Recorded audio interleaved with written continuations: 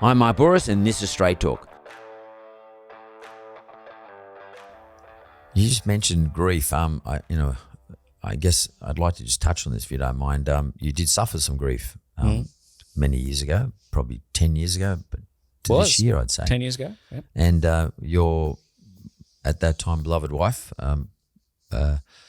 passed away. How do you deal with grief when you're trying to keep your imagination alive and write books that are going to be hopefully put into movie one day? Well, I stopped. I did pause. I literally couldn't be bothered writing anything at that time. I was overwhelmed with grief. I cried every day for 6 months. I didn't write a word for a year. With grief, well, I guess, following on from what I said before, I was suggested a few books to read about it, and you learn that there are several excellent books on grief. One is called On Grief and Grieving. C.S. Lewis wrote A Grief Observed. And there's one about men grieving. It's called something like Swallowed by a Snake.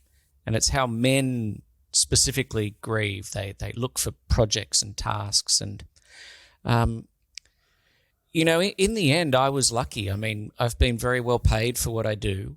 And so I was able to step out of the world, financially for a year. There was no pressure, of course, from my publishers to write anything.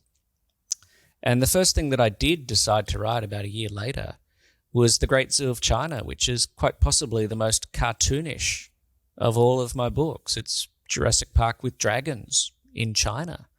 And it's pure escapism. I wasn't looking to write anything deep or overly complex. And that was sort of the trainer wheels book I needed to get back into it.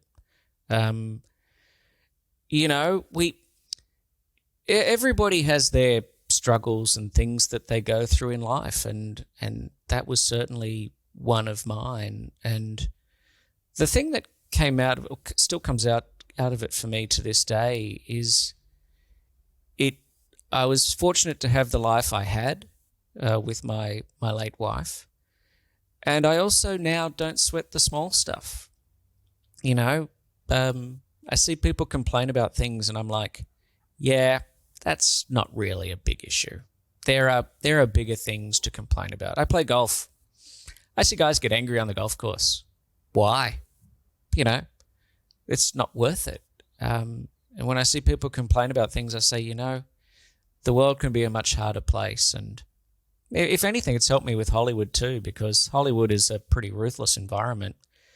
And I just don't care. I said to somebody on my movie, I said, listen, just tell me how it is. You can't hurt my feelings. You can't offend me.